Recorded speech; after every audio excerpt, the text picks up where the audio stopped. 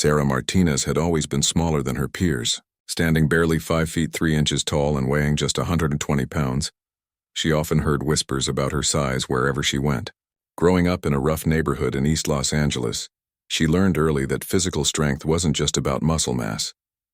Her father, a former boxer, taught her that real power came from within. When Sarah decided to join the military at 18, her family thought she was making a mistake. Her mother worried constantly about her tiny daughter surviving basic training, let alone actual combat situations. Her older brothers, both over 6 feet tall and built like linebackers, couldn't understand why their little sister wanted to put herself in such a dangerous position. During her recruitment process, Sarah faced skepticism from nearly everyone she encountered. The recruitment officer looked her up and down with obvious doubt, asking multiple times if she was sure about her decision. Other recruits at the processing center made jokes about her size, wondering aloud how someone so small could possibly carry a full pack or handle military equipment. Basic training proved to be Sarah's first real test. While other recruits struggled with the mental challenges, Sarah found the physical demands surprisingly manageable. Her small frame actually worked to her advantage in many situations. She could move quickly through obstacle courses, fit into tight spaces during training exercises, and her low center of gravity made her incredibly stable during combat drills. Her drill instructors initially shared the same doubts as everyone else. Sergeant Rodriguez, a towering man with 20 years of military experience, openly questioned whether Sarah belonged in their unit. He pushed her harder than the other recruits, expecting her to fail and drop out within the first few weeks. Instead, Sarah exceeded every expectation. She finished her runs in the top 10% of her class, despite her shorter stride. Her marksmanship scores were among the highest in her unit. Most importantly, she demonstrated leadership qualities that impressed even the most skeptical instructors.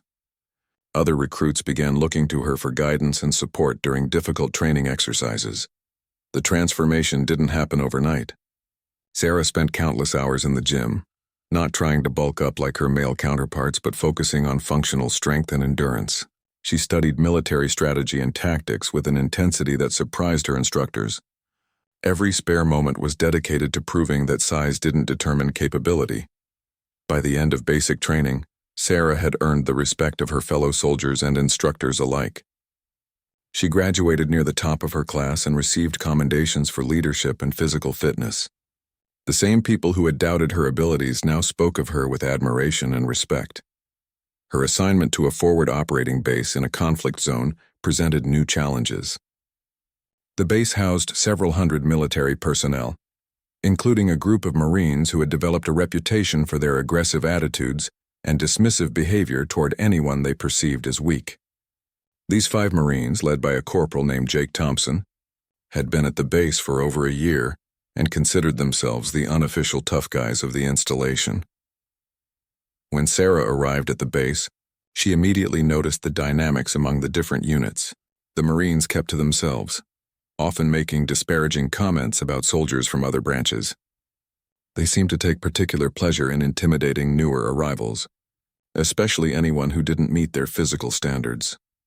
Sarah's first encounter with Thompson's group came during her second week at the base. She was working out in the base gym when the 5 Marines entered, making loud comments about the equipment being occupied by someone who probably couldn't even do a real push-up. Their laughter echoed through the small facility as they made increasingly crude remarks about her appearance and capabilities. Rather than responding to their provocations, Sarah continued her workout routine with focused determination. She had learned long ago that actions spoke louder than words, and she wasn't about to let a group of bullies derail her mission or her confidence. However, their behavior became increasingly problematic over the following weeks. The Marines began targeting other soldiers as well, creating a hostile environment that affected morale throughout the base. Several complaints were filed, but the group's leader, Thompson, was skilled at avoiding official discipline while maintaining his intimidation tactics. The situation was reaching a boiling point, and everyone on the base could sense that a confrontation was inevitable. Sarah knew that eventually she would have to face this challenge head-on. Her military training had prepared her for combat against enemy forces, but dealing with hostility from fellow service members required a different approach. She began preparing mentally and physically for what she suspected would be an unavoidable confrontation. The base commander had noticed the growing tension but was hoping the situation would resolve itself without requiring official intervention. Military installations operated under strict codes of conduct, but proving harassment and intimidation could be difficult when it was done subtly and without witnesses willing to come forward. As Sarah settled into her routine at the base, she focused on building relationships with other soldiers while maintaining her physical training regimen. She knew that respect in a military environment was earned through demonstration of capability, not through words or complaints. The stage was being set for a confrontation that would test everything she had learned about strength, courage, and standing up for what was right. The harassment from Thompson's group escalated during Sarah's third week at the base. What started as snide comments in the gym had evolved into deliberate interference with her duties and those of other soldiers they targeted. The 5 Marines would strategically position themselves in common areas, making loud conversations filled with inappropriate remarks whenever Sarah or other perceived targets walked by. Thompson, a muscular man standing 6 feet 2 inches tall, seemed to take personal pleasure in making Sarah's life difficult. He would accidentally bump into her during meals, causing her to spill food or drinks. His 4 companions would laugh uproariously at these incidents, treating them like the height of comedy. The behavior was calculated to be just subtle enough to avoid official discipline, while being obvious enough to intimidate. The other soldiers on the base began to notice the pattern of harassment. Many sympathized with Sarah but felt powerless to intervene without escalating the situation further. The military hierarchy made it complicated for enlisted personnel to address conflicts between different units, especially when no direct orders were being disobeyed. Sarah's response to the increasing pressure surprised many observers. Instead of filing complaints or seeking transfers, she doubled down on her training and duties. She arrived at the gym earlier each morning, often before the Marines were awake. She volunteered for additional assignments that kept her busy and demonstrated her commitment to the mission. During weapons training exercises, Sarah's superior marksmanship became increasingly apparent. She consistently outperformed not only the Marines who harassed her, but most of the other soldiers on the base as well. Her accuracy with various firearms was remarkable, and her ability to maintain focus under pressure impressed the training instructors. The turning point came when Thompson and his group began targeting a young private named David Chen. Chen was barely 18 years old, fresh out of basic training, and clearly struggling with the adjustment to military life overseas. He became an easy target for the Marines' bullying behavior. One evening in the mess hall, Thompson deliberately knocked Chen's dinner tray out of his hands, sending food scattering across the floor. As Chen knelt to clean up the mess, Thompson and his friends laughed loudly, making comments about clumsy kids who shouldn't be playing soldier. The humiliation was evident on Chen's face as other soldiers watched the scene unfold. Sarah witnessed this incident from across the mess hall. Something about seeing the young private's embarrassment triggered a response in her that went beyond her usual patient approach to the harassment. She recognized in Chen the same vulnerability she had felt when people doubted her abilities. But unlike her, he didn't yet have the confidence or training to stand up for himself. After the mess hall incident, Sarah approached Chen privately. She found him sitting alone behind one of the base buildings, clearly upset about what had happened. Without being preachy or overly sympathetic, she simply sat down next to him and shared some of her own experiences with bullying and doubt. She told Chen about her early days in the military, when everyone questioned whether she belonged. She explained how she had learned to channel negative energy from others into motivation for self-improvement. Most importantly, she assured him that the behavior from Thompson's group didn't reflect the values of most military personnel. Chen was grateful for Sarah's support, but he also expressed concern about her own situation. He had noticed how the Marines treated her and worried about potential escalation. Sarah appreciated his concern but made it clear that she wasn't going to be intimidated into changing her behavior or leaving the base. Over the next few days, Sarah began paying closer attention to the Marines' patterns of behavior. She noticed that they were most aggressive when they had an audience and felt confident in their numerical advantage. Thompson, in particular, seemed to feed off the approval of his 4 companions, often escalating situations to maintain his image as the group's leader. The base's training facilities included a combat sports area where soldiers could practice martial arts and hand-to-hand combat techniques. Sarah had been using this area regularly, but always during off-peak hours to avoid confrontations. She was skilled in multiple martial arts disciplines, having studied them since childhood as part of her father's training philosophy. Thompson's group had also been using the combat training area, but they treated it more like a social club than a place for serious skill development. They would spend more time posturing and making jokes than actually training. Their technique was sloppy, relying more on size and aggression than on actual martial arts knowledge. Sarah realized that the combat training area might eventually become the site of a direct confrontation. The Marines had been making increasingly bold statements about their fighting abilities, often within earshot of soldiers they were trying to intimidate. She knew that Thompson's ego wouldn't allow him to back down if directly challenged, especially in front of his followers. The base's evening routine provided opportunities for unofficial gatherings where soldiers could socialize and unwind. These gatherings often took place in the recreation area, where soldiers played cards, watched movies, or engaged in informal conversations. Thompson's group used these occasions to continue their intimidation tactics, dominating conversations and making others uncomfortable. Sarah noticed that many soldiers had started avoiding these social gatherings entirely, preferring to spend their free time alone rather than risk becoming targets. The hostile environment was affecting unit cohesion and morale, which could have serious implications for mission effectiveness. As the situation continued to deteriorate, Sarah began mentally preparing for what she increasingly saw as an inevitable confrontation. She knew that words alone wouldn't resolve the problem, and official complaints had proven ineffective. The Marines' behavior was escalating, and someone was going to have to take a stand to protect the other soldiers who were being targeted. The confrontation began on a Thursday evening in the recreation area. Sarah was reading a book in the corner while several other soldiers played pool and watched television. The atmosphere was relatively relaxed until Thompson and his 4 companions entered the room with their usual swagger and loud voices. Thompson immediately zeroed in on Private Chen, who was attempting to play a quiet game of chess with another soldier. Without warning, Thompson swept the chess pieces off the board with his arm, scattering them across the floor. His companions erupted in laughter as Chen stared at the destroyed game in shock and disappointment. The room fell silent as other soldiers watched the scene unfold. Everyone knew this behavior was wrong, but the Marines' reputation for aggression made intervention seem dangerous. Thompson stood over Chen with a smirk, clearly enjoying the power dynamic and the fear he was creating in the younger soldier. Sarah closed her book and stood up slowly. Her movement caught Thompson's attention, and he turned toward her with the same arrogant expression he had worn while humiliating Chen. The other Marines in his group noticed the shift in focus and moved to flank their leader, forming a semicircle that blocked Sarah's path to the exit.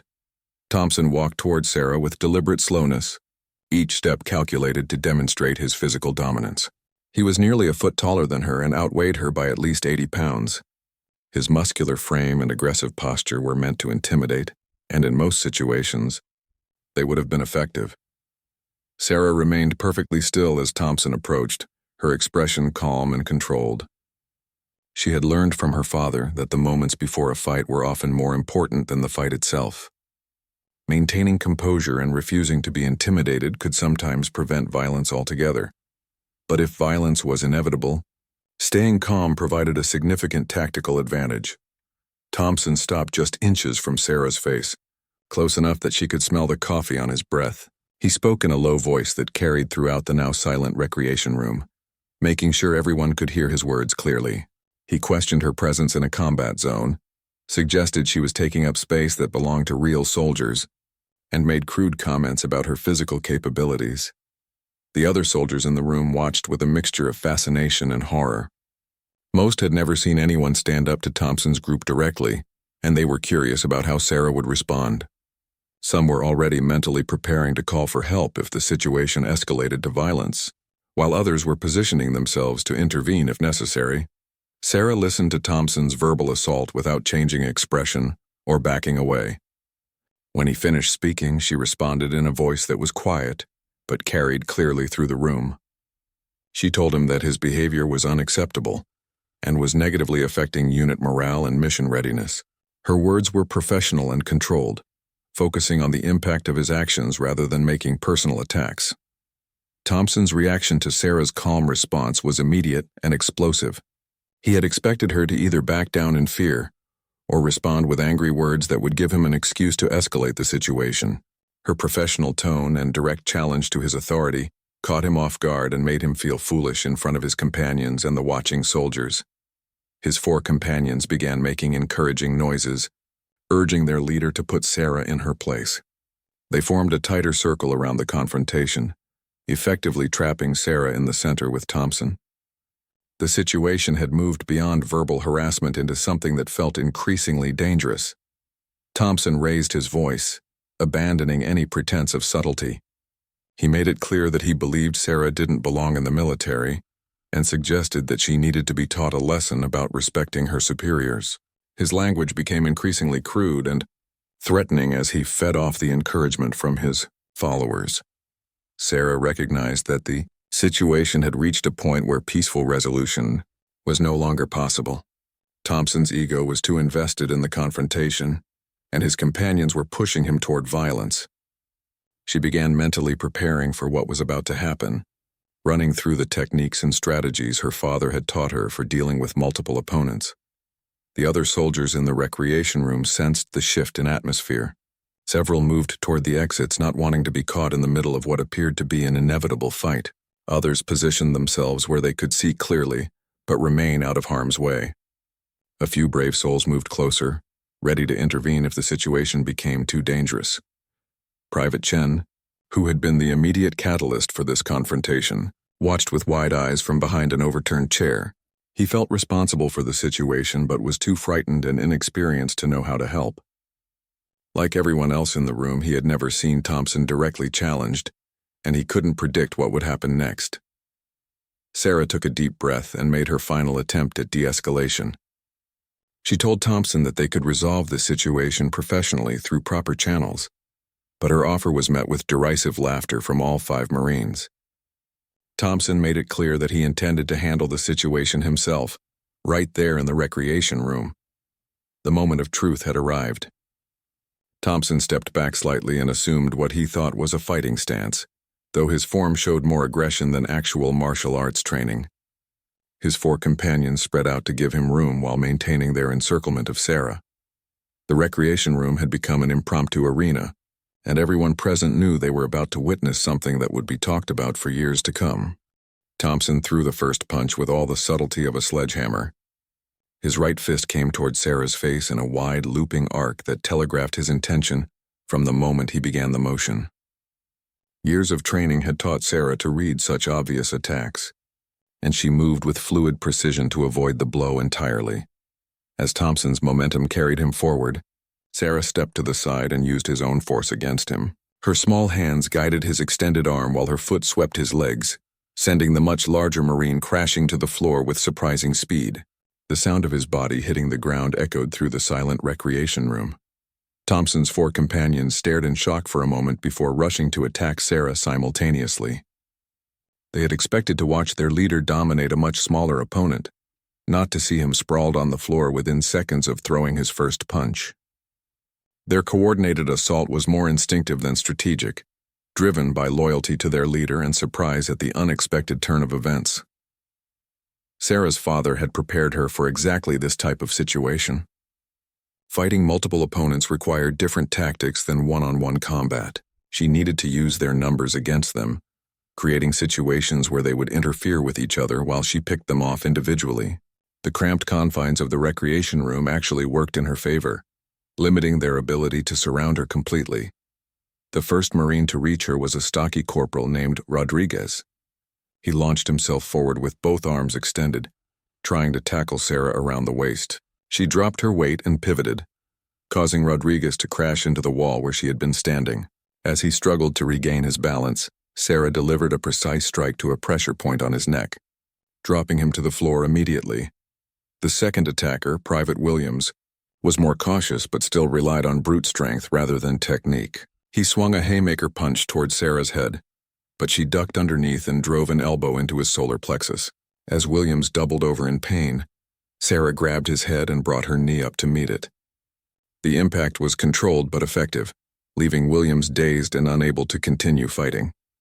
Thompson had recovered from his initial fall and was climbing back to his feet, his face red with embarrassment and rage. He couldn't believe that a soldier nearly half his size was systematically defeating his entire group. His pride was wounded more severely than his body, and he prepared to launch another attack with renewed fury.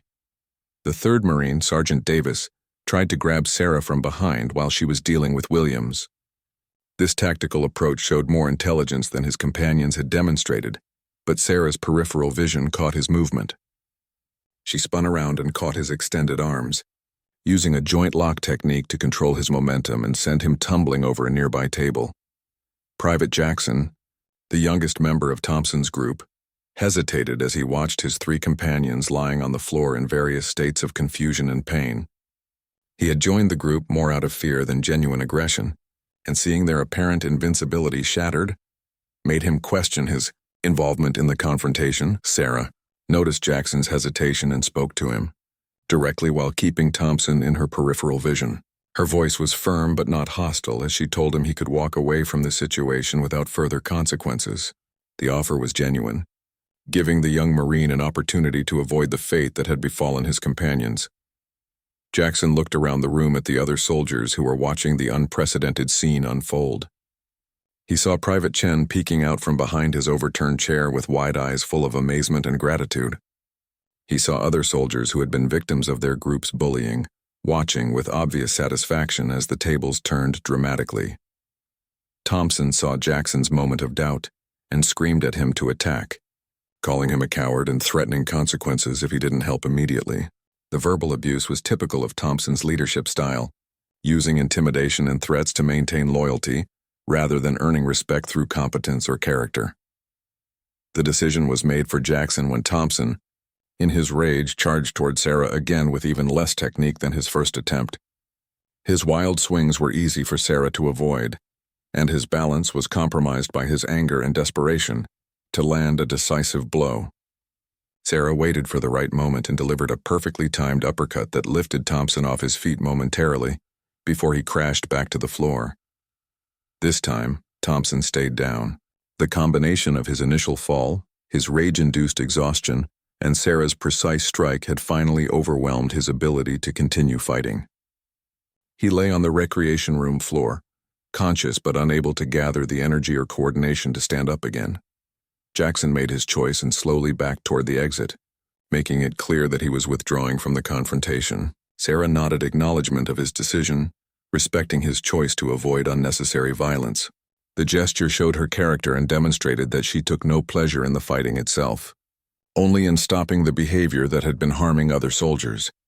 The entire confrontation had lasted less than 3 minutes, but it felt like hours to everyone in the recreation room. 4 of the 5 Marines lay on the floor, defeated not by superior size or strength, but by superior training, technique, and mental preparation. The soldier they had spent weeks trying to intimidate stood calmly in the center of the room, barely breathing hard from the encounter. Sarah looked around the room at the other soldiers who had witnessed the confrontation. She saw expressions of amazement, respect, and gratitude on their faces. Private Chen slowly emerged from behind his chair, his eyes wide with admiration for the soldier who had stood up for him when no one else would. The silence in the recreation room was broken by the sound of approaching footsteps in the hallway outside. Someone had apparently notified the base security about the altercation, and official intervention was imminent. Sarah straightened her uniform and prepared to face whatever consequences might result from her actions. Master Sergeant Patricia Collins entered the recreation room with 2 military police officers flanking her. As the base's senior non-commissioned officer, she had dealt with countless altercations during her 20-year career, but the scene before her was unlike anything she had witnessed. 4 Marines lay scattered across the floor in various states of consciousness, while a small female soldier stood calmly in the center of the room. Collins surveyed the situation with the experienced eye of a veteran leader. She noticed the overturned furniture, the scattered chess pieces that had started the confrontation, and the expressions on the faces of the soldiers who had witnessed everything. Her initial assumption about what had occurred was quickly challenged by the evidence before her. Private Jackson, who had remained near the exit, immediately began explaining what had happened. His account was surprisingly honest, detailing how Thompson had harassed other soldiers, destroyed Chen's chess game, and then initiated the physical confrontation with Sarah. Jackson's willingness to tell the truth about his group's behavior surprised many observers, but his experience watching Sarah defeat 4 larger opponents had apparently given him new perspective on courage and integrity. The other soldiers in the room corroborated Jackson's account, with several coming forward to provide detailed descriptions of the harassment campaign that had been ongoing for weeks. Private Chen found his voice and spoke eloquently about how the Marine's behavior had affected his ability to perform his duties and maintain his mental health while deployed overseas. Master Sergeant Collins listened to all the testimonies without interruption, occasionally asking clarifying questions but allowing each soldier to tell their complete story. Her questioning revealed a pattern of behavior from Thompson's group that extended far beyond this single incident, involving multiple victims and escalating tactics of intimidation. Sarah remained silent during the initial questioning, standing at attention while others provided their accounts of the situation. When Collins finally addressed her directly, Sarah responded with the same professional demeanor she had maintained throughout the confrontation. She acknowledged her role in the physical altercation, but emphasized that she had attempted de-escalation before resorting to defensive actions. Thompson and his 3 conscious companions were assisted to their feet and given basic medical attention. None had suffered serious injuries, though their pride was severely damaged.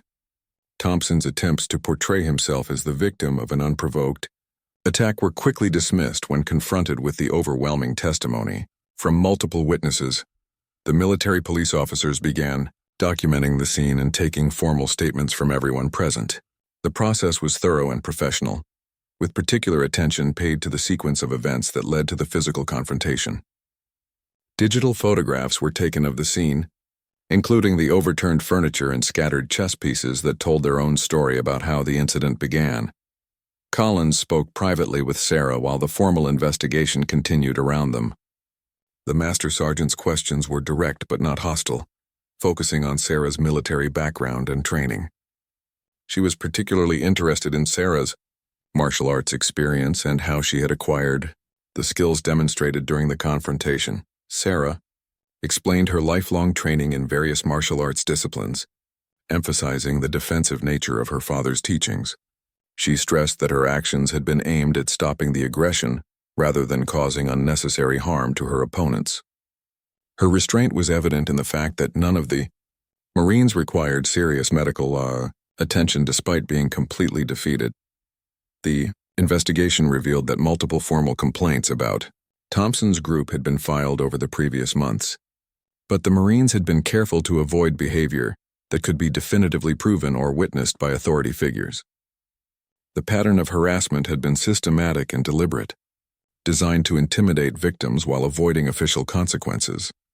Collins reviewed the complaint files with growing concern about how the situation had been allowed to escalate to this point. The failure to address the harassment effectively had created an environment where physical confrontation became inevitable. She recognized that Sarah's actions, while technically against regulations regarding fighting, had actually served to protect other soldiers and maintain unit cohesion. Over the next several hours, interviews were conducted with dozens of soldiers throughout the base. The investigation revealed that Thompson's group had been affecting morale and unit effectiveness far beyond what anyone had realized. Many soldiers had been avoiding common areas, changing their routines and even requesting transfers to escape the hostile environment. Sarah's reputation among her fellow soldiers was unanimously positive. Soldiers from various units came forward to describe her professionalism, competence, and willingness to help others without seeking recognition or reward. The contrast between her character and that of Thompson's group was stark and undeniable.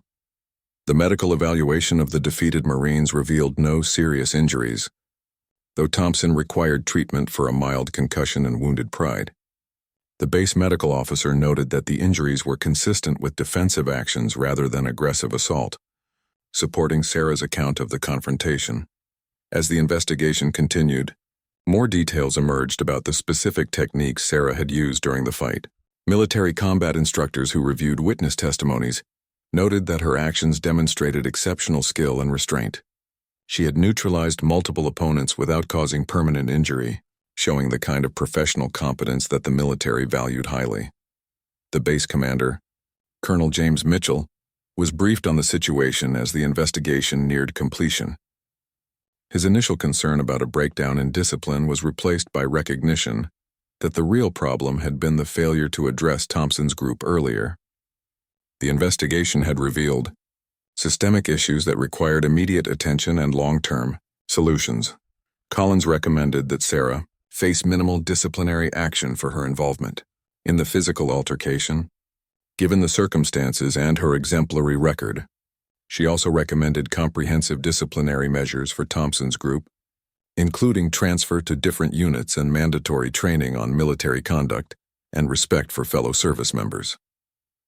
The recommendation process took several days, during which Sarah continued her normal duties while awaiting official resolution. Her fellow soldiers treated her with obvious respect and gratitude, understanding that she had stood up for principles that protected everyone on the base. The atmosphere in common areas had already begun to improve noticeably. Colonel Mitchell called Sarah into his office a week after the incident for the final resolution of the investigation. She entered the office expecting disciplinary action for her involvement in the fight, despite the circumstances that had led to the confrontation. Military regulations were clear about physical altercations between service members, regardless of who initiated the conflict. The colonel's office was decorated with commendations and photographs from his lengthy military career. Mitchell had served in multiple combat zones and understood the complexities of leadership and unit dynamics better than most officers. He had spent considerable time reviewing the investigation files and consulting with his senior staff about the appropriate response to the situation. Sarah stood at attention while Colonel Mitchell reviewed the investigation report one final time. The silence stretched for several minutes as he considered the unprecedented nature of the situation and its implications for base operations and morale. His decision would set a precedent for how similar situations would be handled in the future.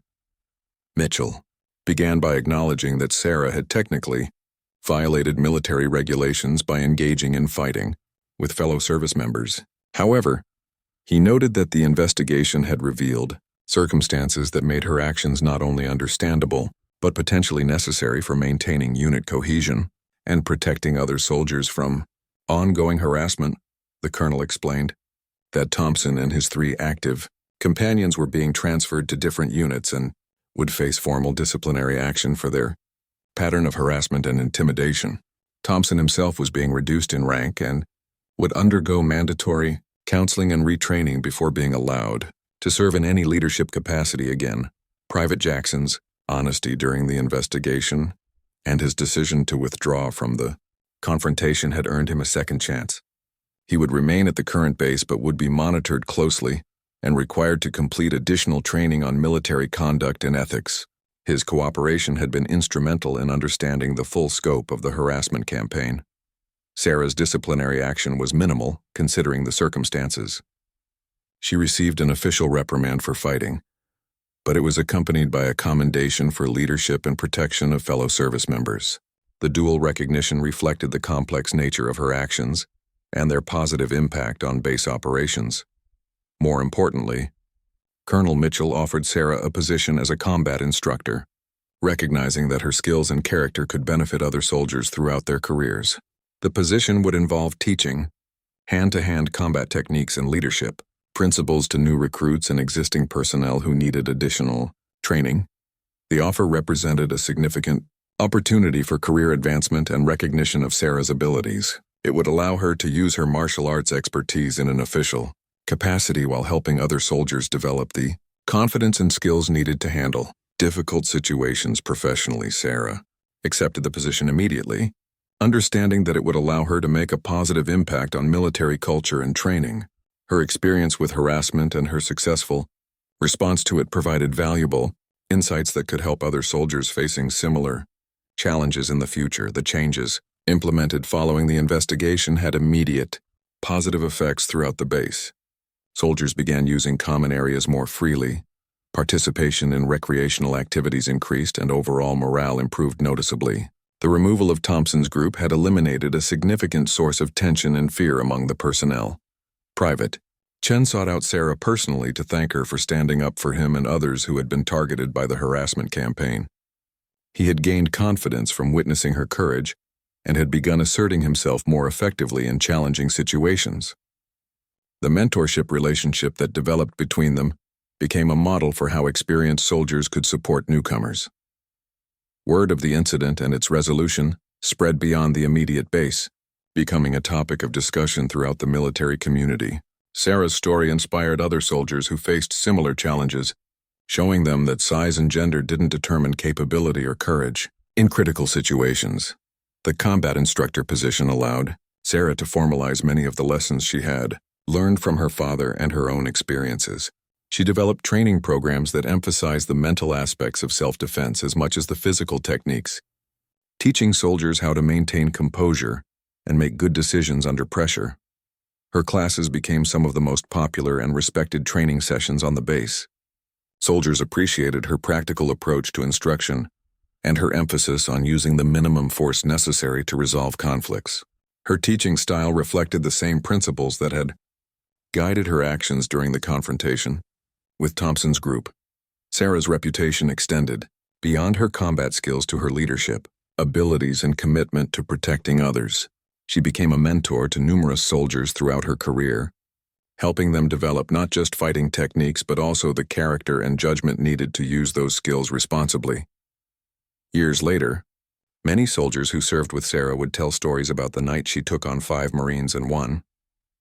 But more importantly, they would talk about how her example taught them about courage, integrity, and standing up for what was right even when facing overwhelming odds. The incident became a defining moment not just for Sarah's career, but for the entire base's understanding of what real strength looked like.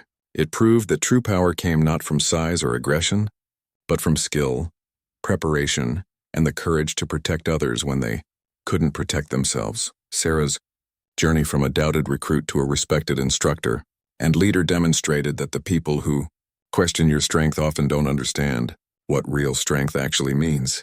Her story continues to inspire soldiers who face their own challenges and doubts, showing them that determination and proper training can overcome any physical disadvantage. The recreation room where the confrontation took place was eventually renovated, but many soldiers still pointed out the spot where Sarah had stood her ground against 5 opponents. It became an unofficial symbol of the principle that doing the right thing, even when difficult or dangerous, was always worth the risk.